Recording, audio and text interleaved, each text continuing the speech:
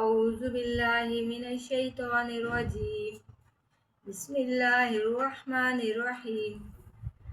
آج آپ کو میں سورہ نصر کا شان نزول اور سورہ نصر کا آیات کا ترجمہ اور اس کی تفسیر بیان کروں گی۔ پہلے اس کا شان نزول دیکھتے ہیں۔ سورہ نصر مدنی ہے اور یہ نزول کے اعتبار سے آخری صورت ہے۔ اس صورت کا دوسرا نام تودی ہے۔ تودی کے معنی رخصت کرنے کے آتے ہیں۔ اس صورت میں چونکہ نبی کریم صلی اللہ علیہ وسلم کی وفات کے قریب ہونے کا اشارہ ہے، اس لیے اس کو تودی بھی کہتے ہیں۔ یعنی اس کا مطلب یہ ہے کہ نبی کریم صلی اللہ علیہ وسلم کو دنیا میں بھیجنے کا جو مطلب تھا وہ پورا ہو چکا ہے۔ اسلام نے دنیا میں ترقی کر لی ہے۔ اب آپ صلی اللہ علیہ وسلم آخرت کی تیاری کیجیے۔ اس لیے آپ صلی اللہ علیہ وسلم کو تسبیح، تحمید اور استغفار کا حکم دیا گیا ہے۔ ایک مقاتل کی روایت ہے کہ جب یہ سورت نازل ہوئی تو آپ صلی اللہ علیہ وسلم نے صحابہ کرام کے سامنے اس کی تلاوت فرمائی، جس میں حضرت ابوبکر صدیق رضی اللہ تعالیٰ عنہ، حضرت عمر فاروق رضی اللہ تعالیٰ عنہ، حضرت سعید بن ابی وقاص رضی اللہ تعالیٰ عنہ موجود تھے، اور اس سورت کو سن کر سب خوش ہوئے کیونکہ اس سورت میں فتح مکہ کی خوشخبری تھی۔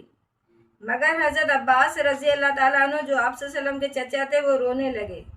آپ صلی اللہ علیہ وسلم نے ان سے رونے کی وجہ پوچھی تو حضرت عباس رضی اللہ تعالیٰ عنہ نے عرض کیا کہ اس میں نبی کریم صلی اللہ علیہ وسلم کی وفات کی خبر پوشیدہ ہے۔ آپ صلی اللہ علیہ وسلم نے اس کی تصدیق فرمائی۔ حضرت عائشہ رضی اللہ تعالیٰ عنہ فرماتی ہیں کہ اس سورت کے نازل ہونے کے بعد آپ صلی اللہ علیہ وسلم جب بھی کوئی نماز پڑھتے تھے تو یہ دعا پڑھتے تھے، سبحانک ربنا و بحمدک اللہم اغفر لی۔ حضرت ام سلمہ فرماتی ہیں اس سورت کے نازل ہونے کے بعد آپ صلی اللہ علیہ وسلم اٹھتے بیٹھتے آتے جاتے یہ دعا پڑھتے تھے، سبحان اللہ و بحمدہ استغفر اللہ و اتوب الیہ۔ حضرت ابو ہریرہ رضی اللہ تعالیٰ عنہ فرماتے ہیں اس سورت کے نازل ہونے کے بعد آپ صلی اللہ علیہ وسلم نے عبادت میں اتنا مجاہدہ کیا کہ آپ صلی اللہ علیہ وسلم کے پاؤں مبارک پر ورم آ گیا۔ یہ تھا اس کا شان نزول۔ ان آیات کی تشریح دیکھتے ہیں۔ اذا جاء نصر اللہ،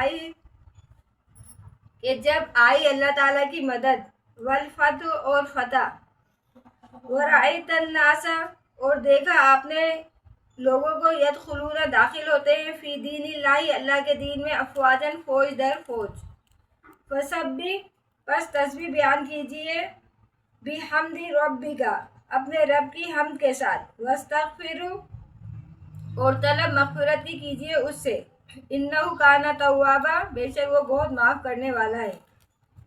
اذا جاء نصر اللہ والفتح، اس آیت میں نصر اللہ، اللہ تعالیٰ کی مدد کا مطلب یہ ہے کہ اسلام اور مسلمانوں کا کفر اور کافروں پر غلبہ ہے، اور فتح سے مراد فتح مکہ ہے جو نبی کریم صلی اللہ علیہ وسلم کا مسکن تھا۔